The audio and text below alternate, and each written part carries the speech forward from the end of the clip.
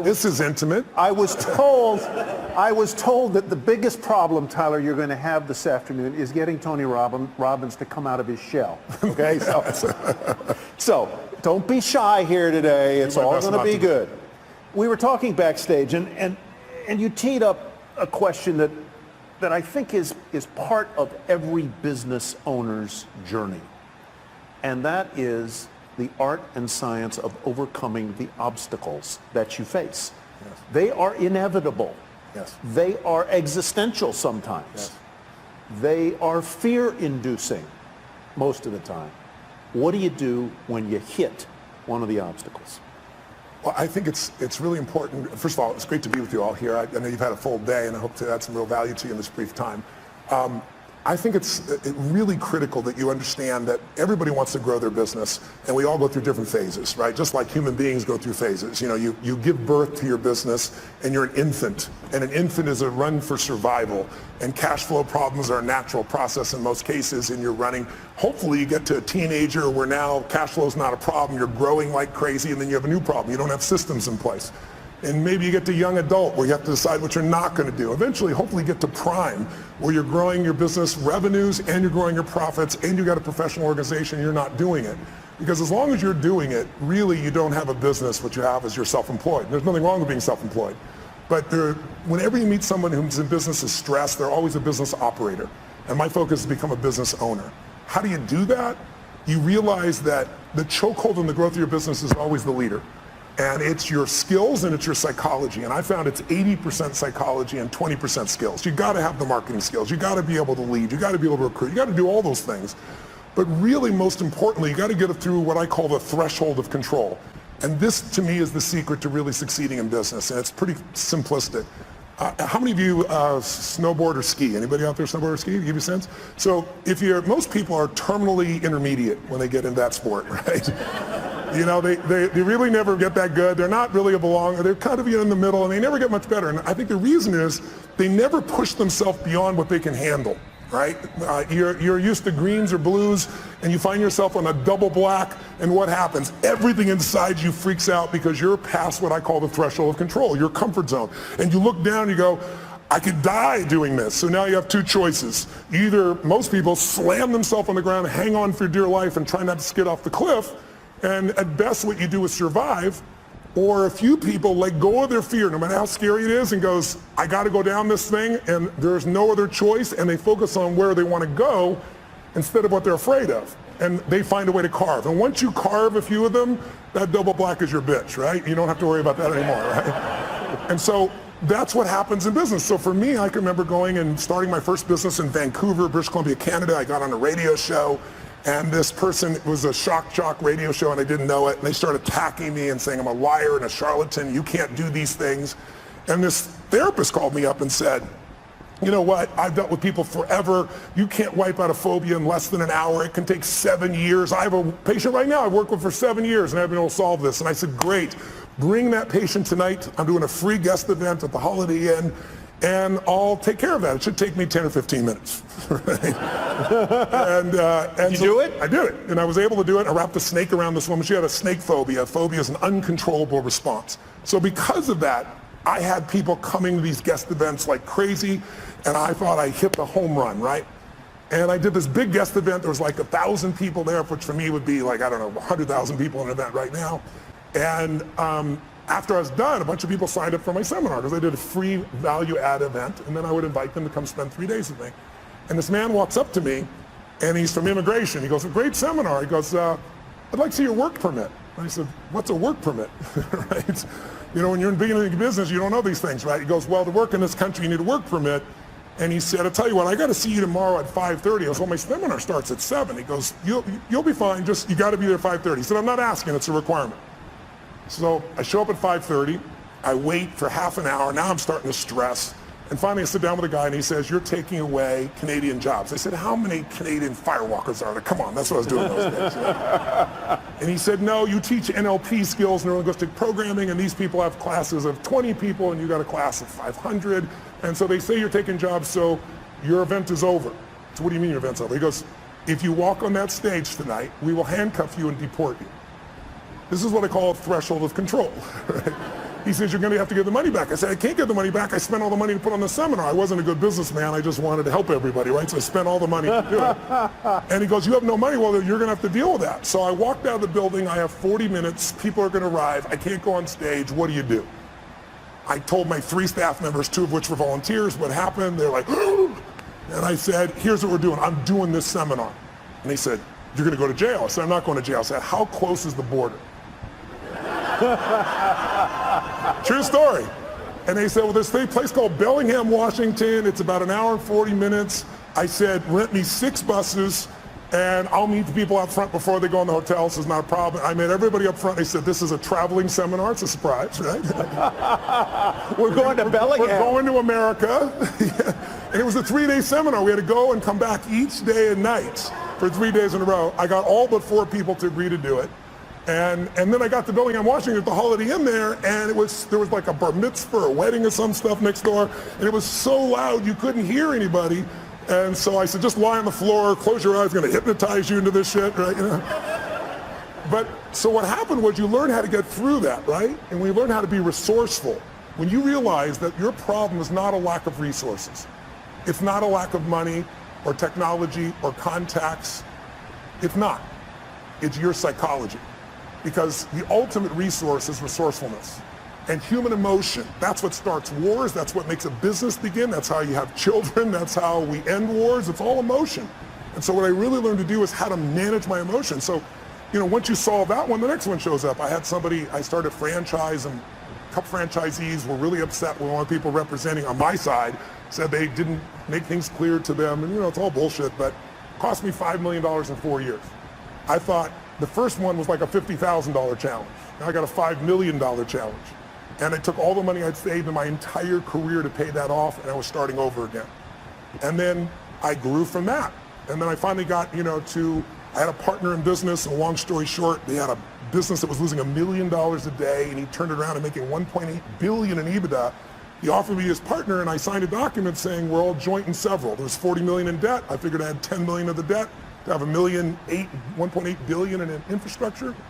And it turned out my partners, 2 of them were broke. They weren't billionaires. They had lost their money. And the other one was the son of a billionaire, and his dad had given him nothing, had $5 million to his name. So I was on the hook shortly after for $120 million when they didn't have $120 million. I figured out how to deal with that.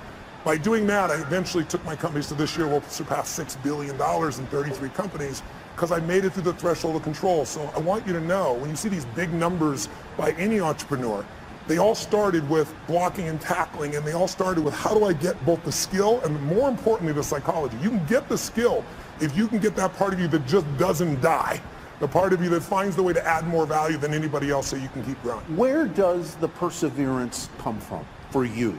Where does the indomitable spirit come from? Here's the title of your book, Unshakable. Yeah. Where does the drive come from? You did not grow up in easy circumstances. No. At all. No college. No. At all. No. All self-educated. Self-educated, a household that was not easy.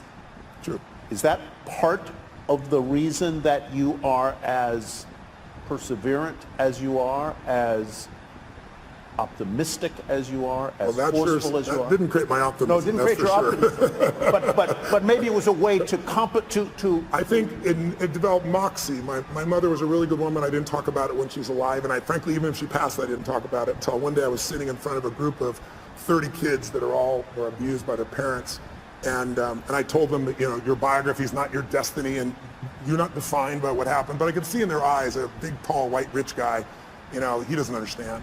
And so I told them the whole story. My mom beating me against the wall till my head bled, pouring liquid soap down my throat till I threw up. So I think in order to protect my younger brother and sister, I had to become a practical psychologist. That drove me, and I developed moxie to be able to deal with stuff. So that was the gift. If my mom had been the mother I wanted to be, I wouldn't be the man I'm proud to be, I think. So that was the gift in it. But I think the drive part is falling in love with your customers. I love people. I've always loved people. And I hate suffering because I've suffered.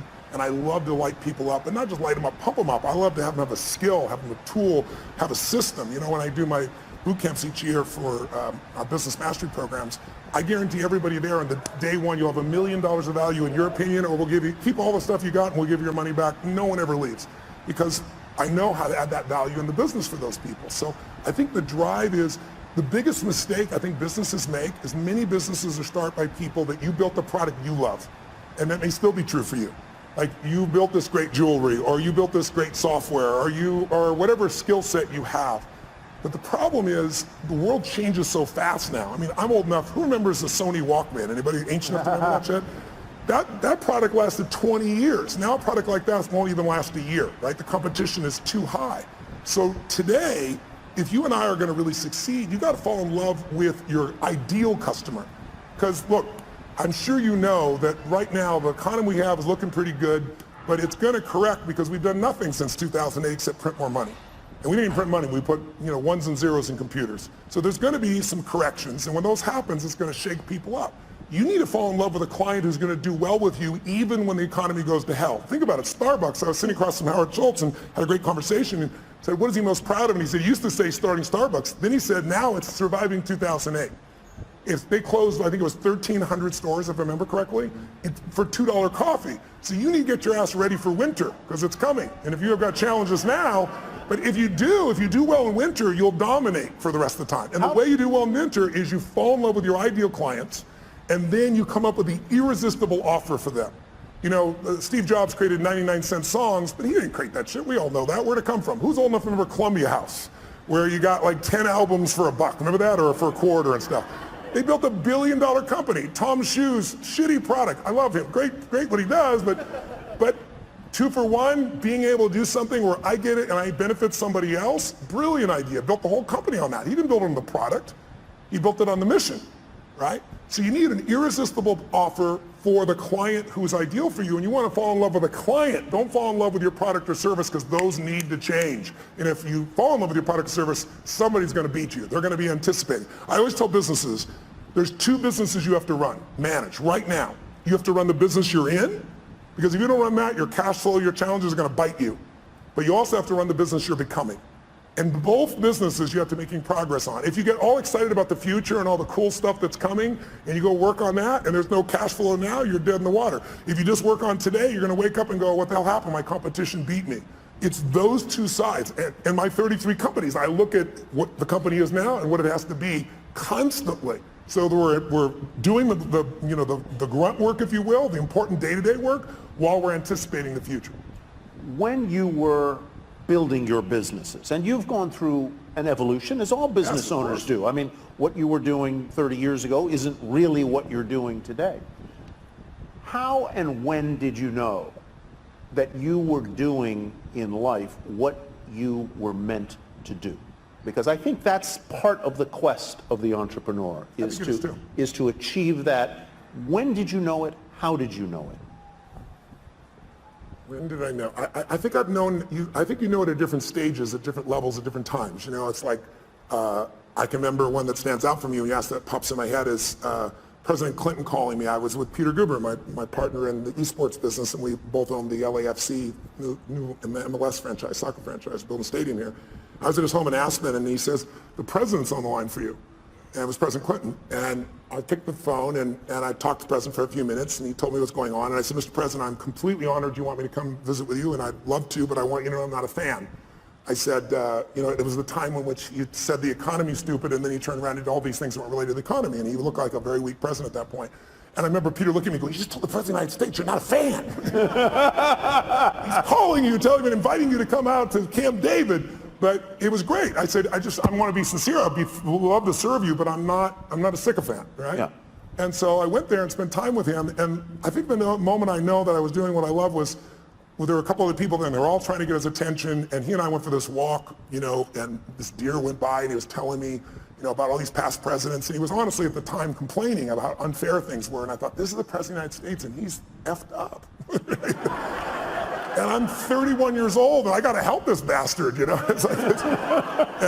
then that night he wanted me to stay, and it was New Year's, and I left Aspen with my family and Peter, and I promised my family I'd come back, and I said, no, I promised my family, Mr. President, I said I'd be happy to work with you in the future, and I left. Leaving the president when everybody else stayed, was a moment I realized I'm doing what I'm really supposed to do. I've kept my priorities straight. My family's still number one. Making contribution is number two. I'm able to play on the scale that's global, and I'm able to play on the scale that matters most, which is local and family. I think that would be a moment that sticks out for me. I don't want to spend a lot of time on this, but since you brought up the subject of presidents, I have to ask you about the current president. Yes. Walked right into that one. Have you advised him? And if you haven't, how would you help him?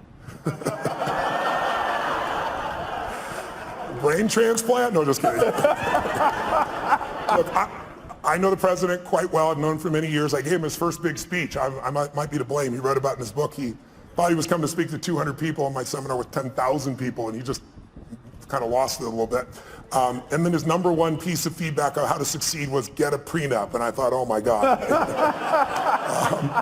And I know Mrs. Clinton. I know Mrs. Clinton very well as well. So I had a great difficulty in this last election because I felt like both parties lied. And I think that's extremely hard. I mean, everybody tells white lies, but some were pretty exaggerated and obvious on both sides. And so I found it was a more difficult time. I help people on both sides of the aisle. I don't talk about who I help unless they talk about it publicly. President Clinton shared, he called me one day and said, I got this overhead speaker, the president's calling him. It was in my offices, and big offices and 2 floors. I went to pick up this phone, and sure enough, it's the secretary, and the president's waiting, and he says, Tony, they're going to impeach me in the morning. What should I do? I was like, could you call me sooner? It's tomorrow morning, right? What the hell are you going to do, right? So, he said, what should I do? And I said, the answer is not what should I do, you're asking the wrong question. First question I ask is, what do you want? Do you want parents, moms, dads to have their kids look up to you, or do you want to just stay in office? I mean, it's a different outcome.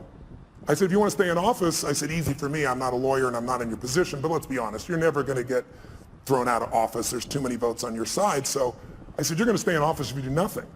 But I said, if you really want to be respected, I said, you can share the truth. You're a lawyer without putting yourself at risk and still get more of the truth out. And we had this great conversation. He said, man, that's exactly right. That's exactly what I do. So I'll call you back. I'll call you back in 20 minutes. So I'm waiting 20, 30, 45. About an hour later, the secretary calls me and says, President wants you to know he's still resolving things. He wants to get back to you. And then another 30 minutes went by, and I'm thinking, I'm affecting history here, right? And then I saw him standing with all the Democrats beside him just saying, nope, we're going to kind of keep the same component and went through things. So over the years, I've had a chance to work with people on all sides.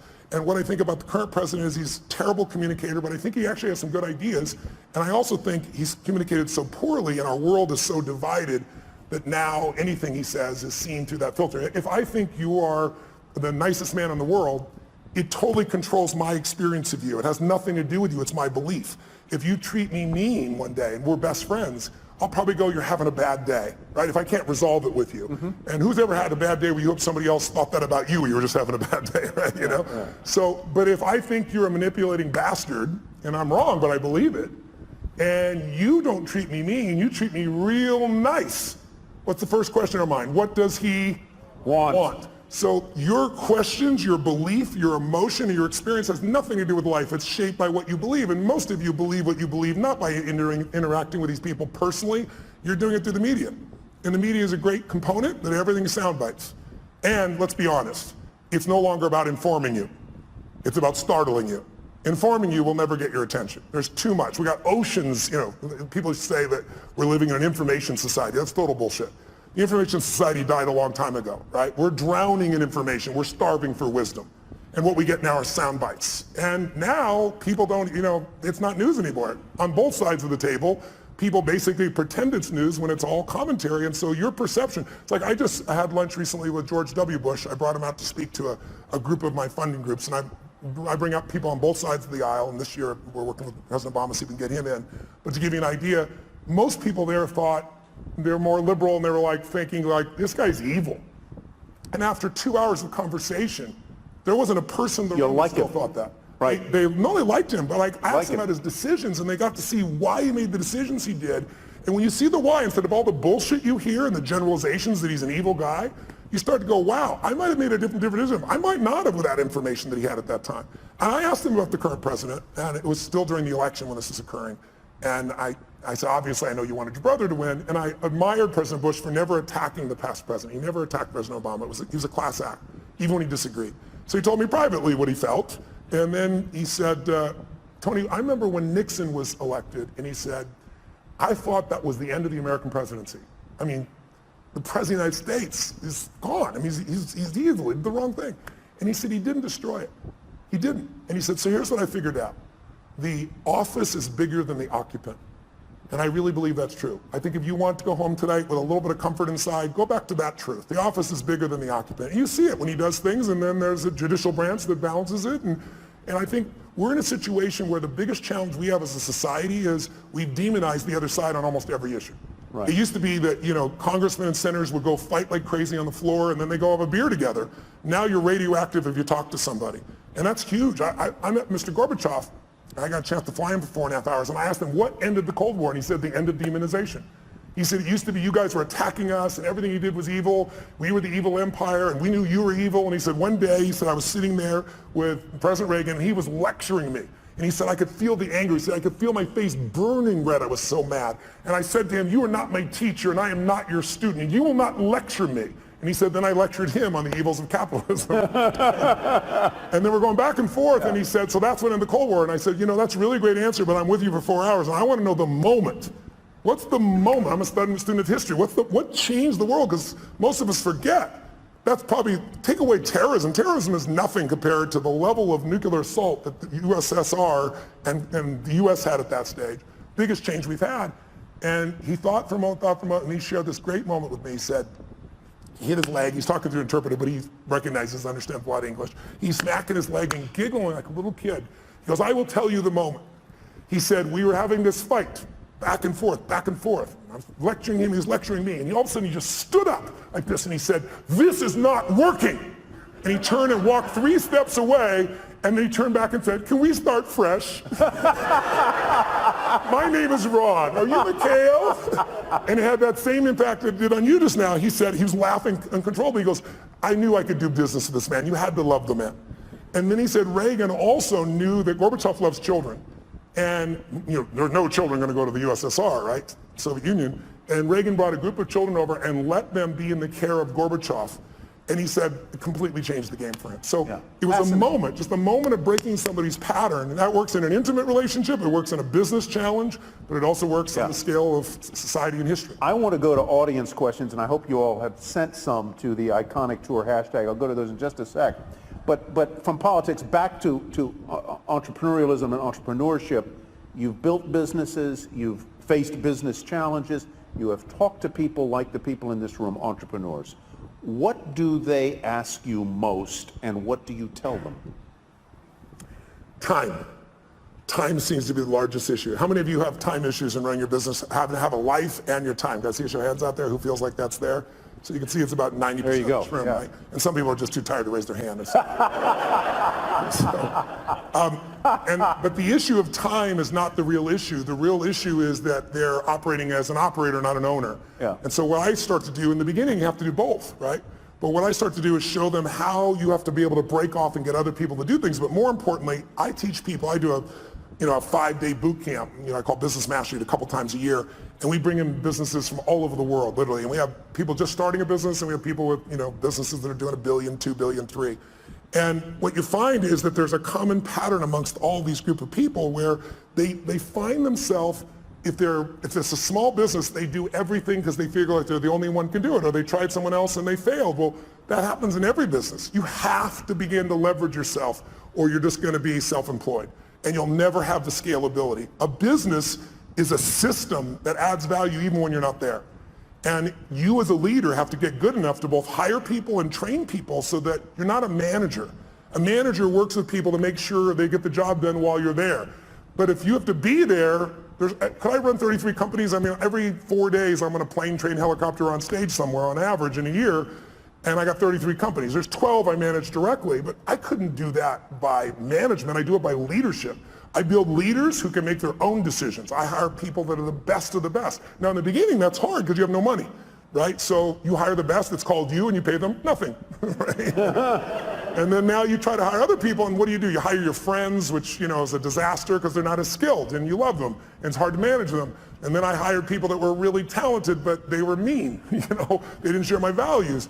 And so eventually you get to that place where you can find the right people. But I think The most important secret for the growth of any business, the question I guess on how to get over the time, and the answer is you got to take 2 hours, 90 minutes a week with your team of 1, 2, 3, 2,000, and you got to meet where you work on the business. And I teach people a format called 7-7, where there's 7 areas of a business that you cannot miss: marketing, sales, optimization, the financials, culture.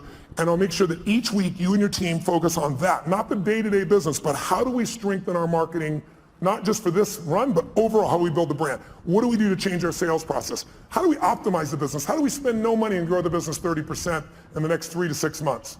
And when you take small markers in the business that are critical and you improve them 5, 10, 15%, but you do 12 of them, you'll grow your business 120, 130%, 140% because there's a compounding impact. You don't just get the improvement you've made. So I try to help businesses to make those changes so you have time to think and be strategic. Because if you're just running, how many of you are stressed? I'll be honest if you would. Today, being here and not being at your business, how many feel some stress in your business being away even for a day?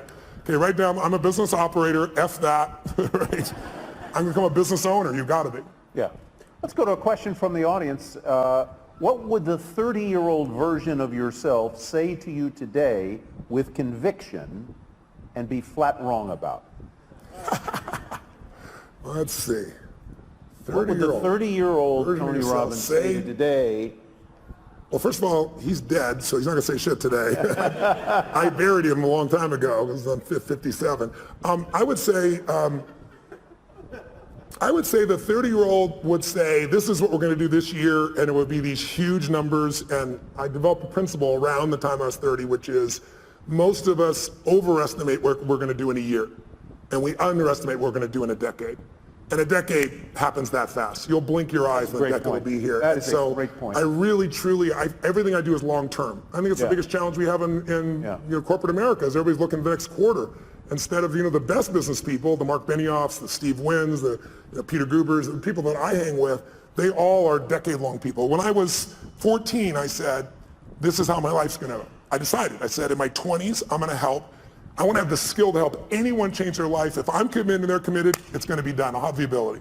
So I got to build to that, which I did. And then I said, in my 30s, at 14, I said, I'll do that with groups of people instead of one-on-one. And then in my 40s, I'll do it with big groups. In my 50s, I'll do it with companies. In my 60s, I'll either do it in government as a servant there or in a religious context, because I'm a spiritual person, but I don't tell people what to believe religiously. But at that point, I've lived long enough, maybe I will. Would you ever run for office? Before I would have said yes. Now the answer is no. I've served on both sides of the aisle, and it's not really about the office. It's about fundraising right now so much of the time. And I would not do that unless I ran with my own money and maybe a small number of friends. But at this stage, I think it would disrupt my wife's life so much. Yeah. I'm a very public person and she's not, and I feel bad for her, so I don't think that would be the right direction. Let's go to Jeff Conlon's question. If mindset is the key or a key, how do you shift your mindset? I was going to ask a question that's related to that, and that is, you're now, well, you'd say you're top of the world, but you're a confident guy. What do you do? What do you do when you have self-doubt? And that's sort of, how do you shift your mindset? How do you deal with self-doubt? I don't have a lot of it at this stage, but I... Shocking! I'm being honest, right? I think self-doubt is, instead of self-doubt, I would say questioning.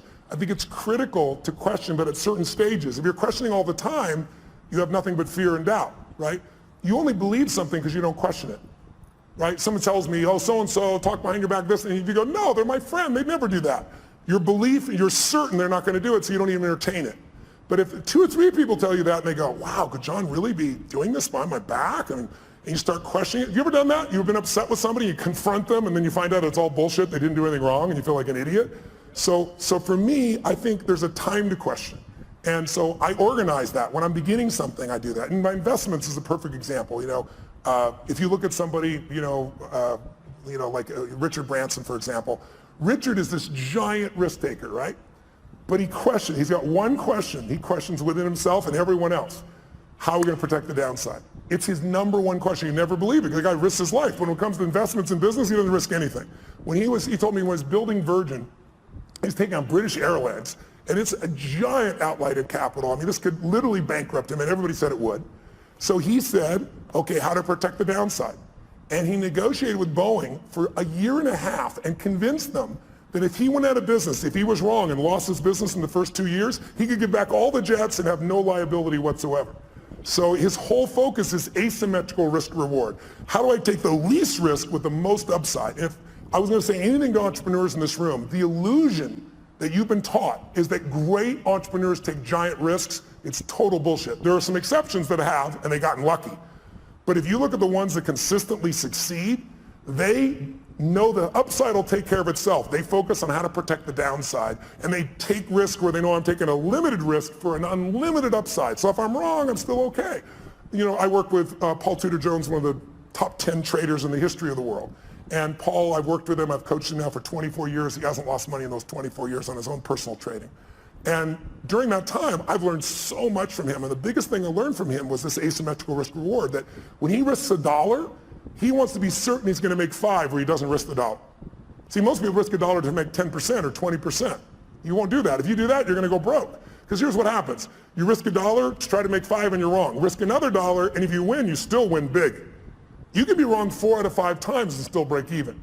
That's how the best in the world do it. They don't do it by taking these gigantic risks where everything's on the line, and if it doesn't go perfectly, you're out of business. That's why most businesses go out. You want to think of asymmetrical risk reward. Tudor Jones, curiously, as an aside, was a classmate of mine at the University of Virginia. Wow, that's awesome. I met him there. He would never remember me, but a fascinating guy. Another aside, because you mentioned he's a hedge fund manager in Connecticut. You did a brilliant interview with Ray Dalio for, I believe it was Facebook, not long ago. Yeah. And his book is really terrific, called Principles. I recommend you all go get it. It's very, very good. It's one of the greatest business books I've ever read, because if you don't know who Ray is, most of you know Warren Buffett. That's because Warren Buffett is sweet in shares and his public nature. But Ray is actually the most successful investor of his type in the history of the world. He's returned more money to investors from a hedge fund perspective than anybody in history. When I met Ray 10 years ago, you had to have a $5 billion net worth for him to talk to you. You couldn't be a billionaire, that's too weak. And you had to give him $100 million to start. Now he won't take your money no matter who you are. When I went to go interview him the first time, the Prime Minister of China was talking to him on the phone. He was coaching China on what to do with their money. That's how brilliant he is. Yeah. Hedge fund people, if you're familiar with rich people give their money to hedge funds, a big one might be, let's say, 20 billion. He's 160 billion. But go get his book. He flew down to Palm Beach to my home. And it's called Principles. He said, I want you to be the first person to interview me and do it on Facebook Live, so I did. But I love this man, and he will show you how he built from nothing. He literally started with nothing. He worked as a caddy. He started when he was 26 years old in a 2-bedroom apartment, and now he's got 1,800 employees and 160 billion. And he's one of the 100 richest men in the world and one of the top 10 that you'll meet. But his insights about how to run a business, how to run your life, we all need principles to guide our decision making. If you really think about it, success is the result of good judgment, right? If you make great decisions, you're going to succeed. But where does good judgment come from? You know, good judgment often comes from experience, and experience often comes from bad judgment, right? So what I found is the way to speed it up, the way to have less of that bad judgment is I got to think about that for a minute. That's good. That's true, though, right? Good, yeah. So I found the way to speed it up is not learn through my own experience, but learn by modeling others, compress decades into days. So if you can get in Ray's head, now Ray's been a very private man for the last decade and a half, but he's 68 years old. He's a good friend, and he's entering this stage where he now wants to go public for a short time, give everybody a nose, and then disappear because he feels an obligation to give back to the society and human beings that have helped him to succeed. Yeah, so go pick it up. It'll be fantastic. We had him at another event, and he talks about this idea of radical transparency and how he runs his business. It's a very different, I'm not sure it would work for every business, but it certainly worked for him. Let's go to Satori's question. With so many people wanting your help, what are the factors for you to select whom you privately train or mentor? You're a busy guy. You've got a time management thing. I'm sure a lot of people would like a piece of Tony Robbins' mind. Yes. How do you decide whom you're going to help?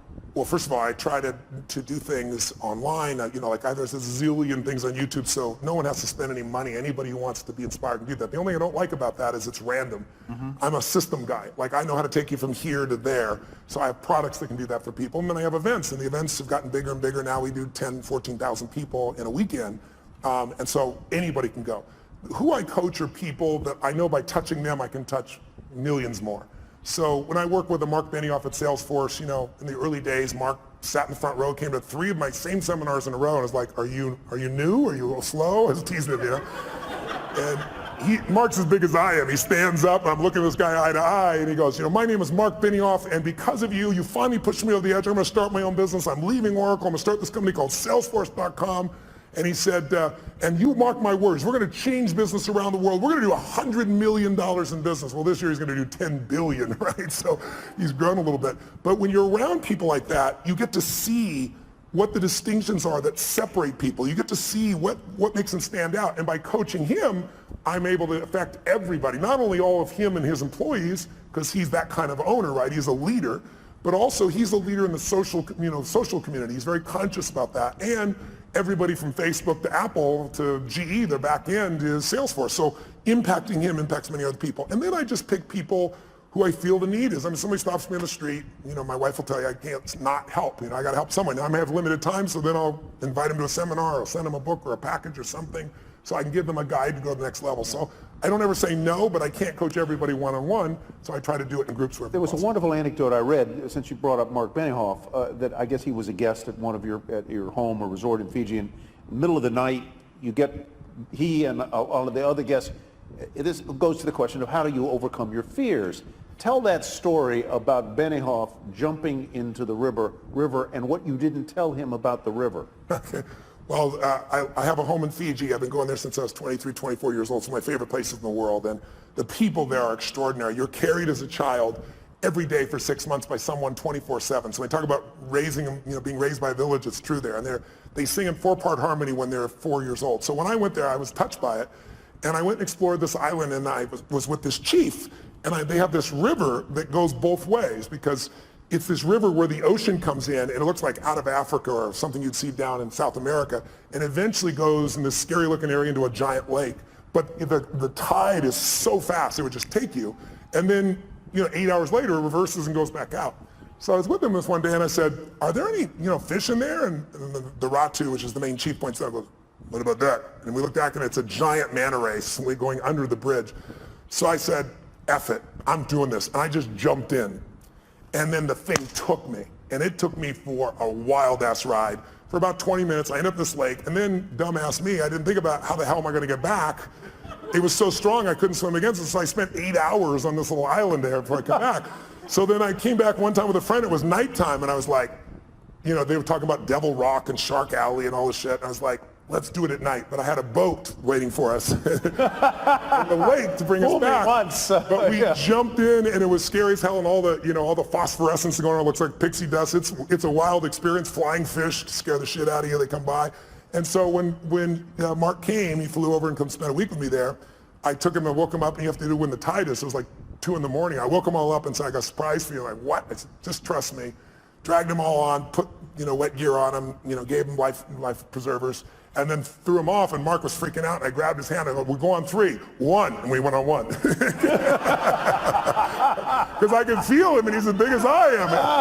If I try to jump, he might be hanging me out there just holding on. Right? So Mark talks about that story a lot, but overcoming fear. Because, whatever you're afraid of, it's never as much as you're afraid of, right? So how many things you've been afraid of that never happen? Right? And then the things you are afraid of, if they do happen, you just deal with them. It's that old phrase, coward dies 1,000 deaths, a courageous man only once. I discipline myself, not perfectly, but for the most part, I don't worry about shit till it happens. I anticipate it, but I don't worry about it. If state is everything, I assume that means state of mind. How do you stay in a great state of mind 24/7? Should that even be your goal? I think it's worthwhile to have as a goal. I don't think it's realistic 24/7 whenever having any blurbs, because we all have a 2-million-year-old brain. Everybody in this room has that. I do too. And it's not designed to make you happy. It's designed to make you survive. So if I said to all of you right now, what does that brain look for? It looks for what can hurt you, and it exaggerates it. And since there's no saber-toothed tiger now, it says, what are people thinking of me? Will my business make it? Do I have enough money?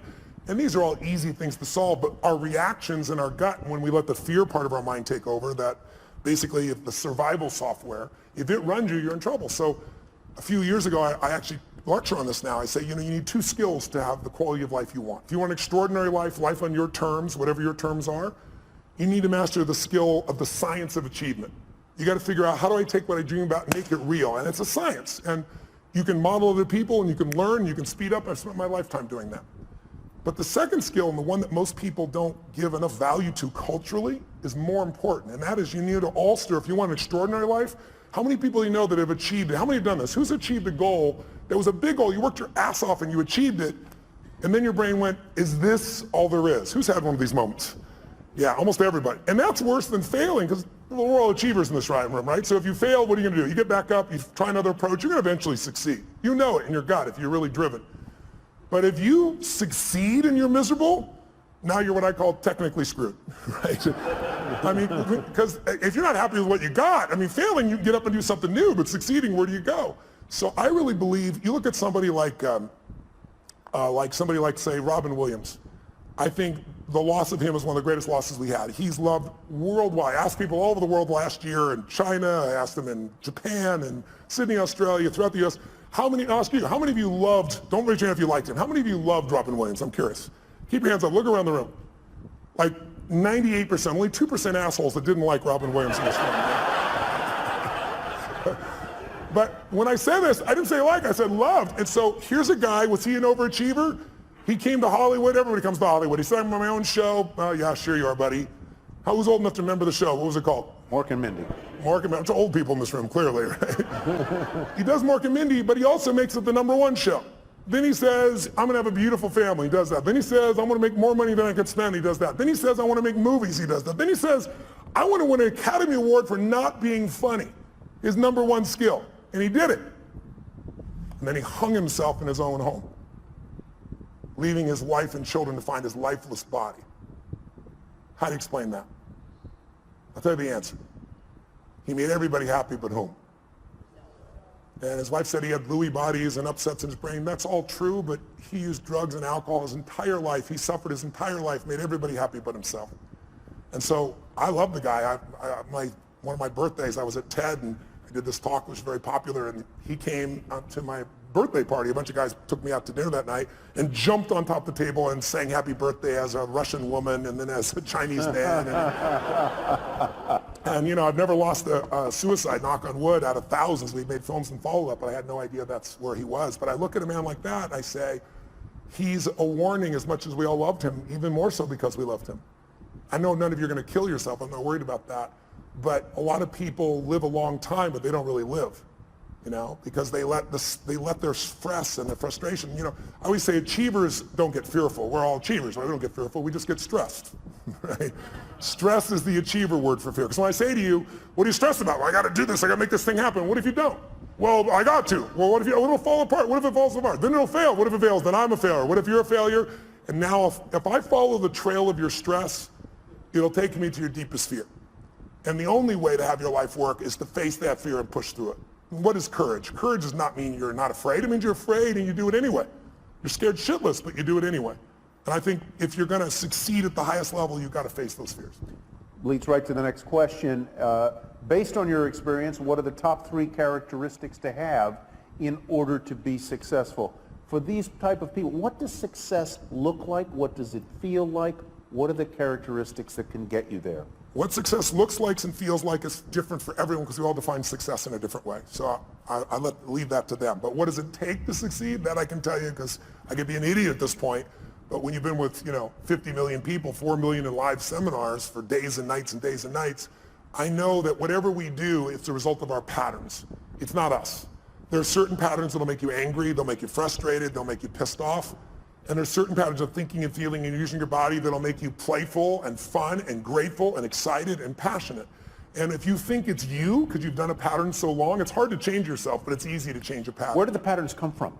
We learn them through our conditioning. When you first are born, you can do anything and you're loved. You can, scream, yell, go to the bathroom in your pants. Try that when you're 30, see if it works, right? But you learn very quickly as time goes by, your love for nothing as a baby, right? Your love no matter what you do, because your mother's, got oxytocin. She's drugged, natural drug in her body. Men get it too, but women get 10 times as much. That's why a healthy woman cannot leave her child. A healthy man can, but a woman can't. Right? She's biochemically healthy. And so you look at this and you say, what are the 3 things needed? I can tell you what they are. The #1, I love intelligence. I love wickedly intelligent people. I try to hire as many of them as possible, learn from them. But what's more valuable than intelligence is hunger. You find, if you looked at what's the common denominator between Richard Branson, Mark Benioff, You give me your list of whoever it is. I guarantee if you dig underneath, their hunger has never gone away. Some people get hungry because they got a goal to, achieve something or get in a swimsuit by a certain date or some stuff. But that's not an identity change, right? These are people that are like myself. I'm hungry today at 57 more than I was at 26. I'm feeling me. And when I say hungry, I'm hungry to contribute, to learn, to grow, to make a difference. I'll never settle less than I can be or do or share or give or create. And everyone I know that's successful, that's the driving force. Because with that hunger, you can get the skill. With that hunger, you can figure it out. There are a lot of very smart people who can't fight their way out of a paper bag in a pragmatic way. And they got, great transcripts and shit like that. I went to Harvard one time and I spoke, and right before I spoke, they had voted at Harvard Business School to not release anyone's transcripts to the recruiters of the businesses coming in, to block it. And the argument was, your education is more than just your grades. And I went berserk. I got up there, first of all, they said, Tony, I expect to be, 1,000 people there, a couple thousand people there. And they said, no, Bill Gates was here, we have 300 people, it's gonna be much smaller. But we ended up with about 1,200 people, standing room only. And they gave me 30 minutes, and of course I went 3 hours. I did, no one left. But one of the first things I did, I said, what is this bullshit I'm reading? This was in the paper that day. I said, listen, I'm not trying to be disrespectful, but you've been disrespectful to each other. I said, if you're not willing to show your transcripts, I agree with you.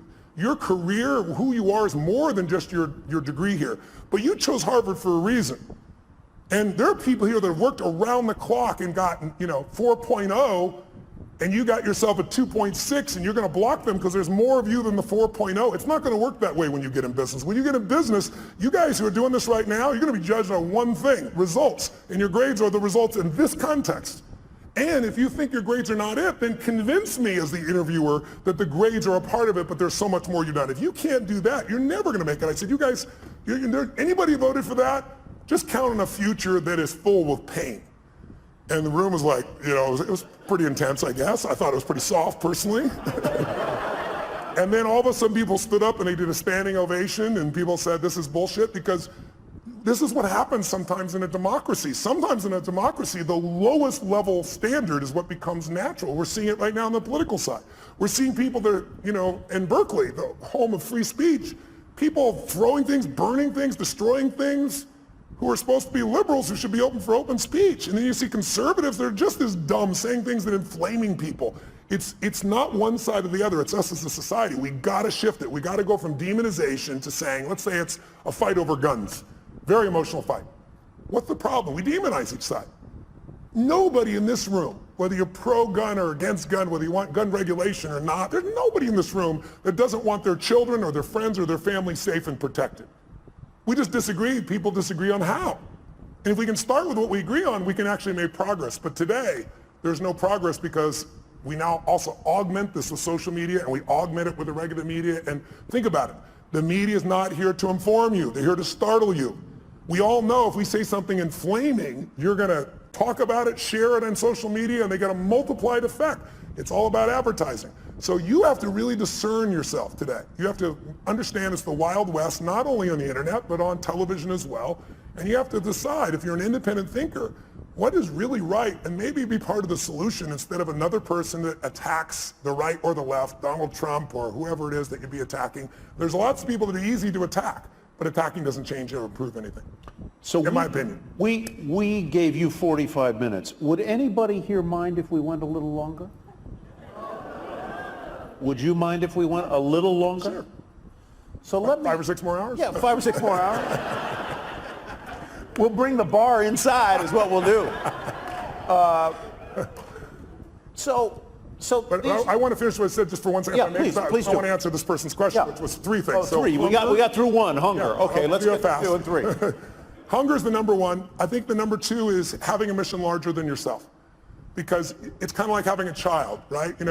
Having a child is a very exciting thing, and then you have a child and you go, what did I do? Sometimes, right? Same thing with a business, right? You've got to really be able to have something you're doing it for that's more than you, because in the early days of the business, it doesn't really make you any money, and you work your tail off. So you need pride of ownership, you need joy, you need a mission. And I really believe until you find something that you care about more than yourself, you'll never discover what you're capable of. Because we'll all do more for others that we love or respect than we'll ever do for ourselves. That's part of the beauty of being a human. Most of us do more for our kids, for example, than other people. And then I think the third thing is, you got mission and hunger, is you really have to become obsessed with strategies. Because strategies can save you so much time. The wrong strategy, I'll give you a stupid metaphor. If you said your number one goal is to see a sunset, and then you start running east as fast as you can, I don't give a shit how positive you are. I don't care how hard you work. I don't care how long you've been putting into it. You got the wrong strategy. But the right strategy in business and in life can save you a decade. And someone else may have spent, again, a decade figuring it out through trial and error, and then they figured it out. You might be able to learn it in 6 weeks or 6 months or 6 days or 6 hours. So I think that would be my third element. So let me ask you a question that may be a little off point, but I hope helpful. A lot of people in this room and a lot of people in the world want to follow their passion, okay? But they've also got to put food on the table and pay the rent and pay the bills. How do you do both at the same time? How do you have your mission, have your passion, and do that when you know the world is a tough place, hard to make a living, hard to pay the bills, places expensive? How do you do that? How do you thread that needle? Well, it depends on who you're dealing with, right? If the person is entrepreneurial and they ask me this question, I always tell them, you've got to take care of your kids, you've got to pay the bills. And I said, but, tell me when you work. And they tell me, well, I work, 9 to 5 or 8 to 5 and I'm exhausted and everything else. I said, well, what are you doing with the other 8 hours? Because that's what I did. I worked as a janitor all night long, middle of the night, everything else. I could compress time there because it was based on results, not time. So if I could do a great job in shorter time, I had that time. But then, what I start doing between, 7 o'clock at night and 2 in the morning, which is pretty much the time I worked, that's when I was developing myself, getting the skills, learning, educating, starting the business. So I think people just have to realize it's a gut-wrenching process. Entrepreneurship is not for everybody. Most people fail in entrepreneurship. The vast majority fail. 96% at 10 years, but what happens after 10 years? All clear sailing after that? Anybody remember Lehman Brothers? They're around a century. They had gross revenues over a century of more than $1 trillion with a T dollars. That's what went through their bank accounts over that century, and they're gone. So I don't think it's right for everybody. I think you have to really be clear, is your personality the right personality if you're going to begin in this area? And then if you're going to work for somebody else, you can still become financially free, but that means you got to stop being a consumer and become an owner under entrepreneurs. You want to own businesses, right? Get out of just being, don't just own an iPhone, own the company, but not just Apple, obviously. But how do you keep your energy up and your enthusiasm up? How do you do it? I'm wired for it. It's my nature to some extent, but also the other part is I get to see results. Who here has been touched by my work before? I'm curious. Anybody in this room? So look around the room, and how's it hard to be inspired when I'm in a room and a third or 40% or 50% have used my work? And so people come up to me every day, dozens of people a day if I'm traveling, and they tell me the most amazing stories. Outside my children and my wife, that's probably the greatest gift of my life. I never get tired of hearing it, and it just makes me want to deliver more, give more, have more impact. Yeah. You get the last word. Tell them what you want them to know. Well, if you're entrepreneurs out there, here's what I'd say to you. I'd say, don't be so damn hard on yourself. I know that sounds counter to being an achiever, but when you're beating yourself up, you're sucking out the energy you need to move forward. It's kind of like, I always tell people there's so much energy, and I've built mine. I do a lot of things to build my energy to be incredibly strong and have really strong endurance, because to me, energy is life. If you don't have strong energy, you're not going to do anything. But even after we look at that energy, it only goes so many places.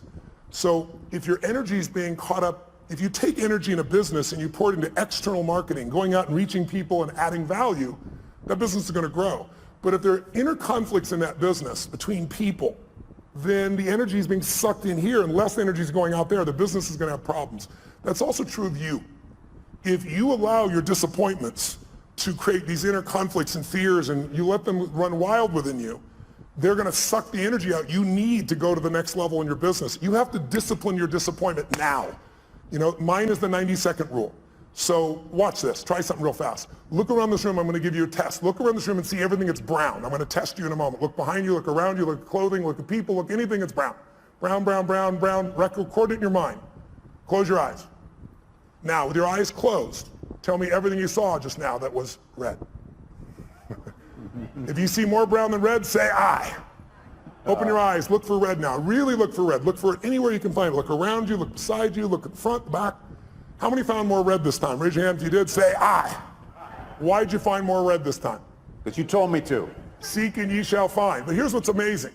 Seek and you shall find even if it's not there. I'll prove it to you. How many saw beige shit, called it brown just to feel successful? How many saw burgundy, called it red just to count more pieces? So if you think you're a jerk or someone else is a jerk, you're going to color it. You're going to change it. You're going to find the jerkiness in them. You're going to find the jerk in you. It's really important that you manage your mental and emotional state because you are the business. If you are the leader, your responsibility, your job, your opportunity, your privilege is to be able to truly lead. And you cannot lead if you're living in fear. You cannot lead in a place of constant uncertainty. We all have uncertainty at times. But if you watch an athlete go out to shoot a free throw or a kicker in the NFL to go kick the ball, how many have ever seen that person, they're about to kick it, they're about to shoot it, and you go, they're going to miss it, and you know they're going to miss it. Who's experienced this before? How did you know? You could see in their body that they're missing the core ingredient, absolute certainty. You can have the great skills in the world, but when you lose that certainty, the athlete goes down. That's usually when I get the call. I got to rewire them and get them back where they can execute at that level. So be kind to yourself, as corny as that sounds. Not to be kind to yourself, but so there's more energy available to solve the problems and to build the business and to meet your mission. Because the time you're beating yourself up, you're trying to prove to yourself you really care, but meanwhile what you're doing is sucking the energy out of your growth. I had somebody who embezzled some money when I was a tiny company, like when the company was $3 million. And the guy embezzled $250,000, and I was $758,000 in debt and thought I was in profit. And in those days, everybody told me I had to go bankrupt. And I remember I was just like so angry. There's so much anger because my business was like my child. And this guy tried to kill my child, you know? So I was chasing him into Mexico so I could beat the hell out of him and put him in prison. And then I realized in the middle of this stuff, I got to let go of this because while I'm busy being angry and pissed off, the business is going to go under. I'm chasing birds. What am I do when I catch the bird? I got to focus on how to add the value. And so take your energy, that's all you have in this life, and invest it in the things you love. In those you love, in the mission of your business, and in your clients. If you fall in love with what you do, who you do it with, and who you do it for, there'll be no limit to your impact. But you got to be willing to do it for decades because it's all bullshit. Maybe you'll hit the lucky thing and it'll happen in 12 months. But even if you don't, even if you did, you know, I got a friend who's one of my partners in the LAFC and so forth, you know, Chad, who started YouTube, for example, and $1.6 billion in what, 18 months, 24 months, that type of thing. It's not always the best thing because ultimately in life, whenever you meet people who have succeeded, almost always we talk about the toughest times and laugh and remember because in order to have a foreground, you need a background. And to appreciate the foreground, you need a background. So I found that the most difficult times have been the best times because they've made me appreciate what my life is like today. And I hope you'll just take care of yourselves. And I hope today, this whole day, all the speakers, and hopefully a little of our conversation has been helpful too. And I thank you for letting me address you. Thank you so much. Loved it.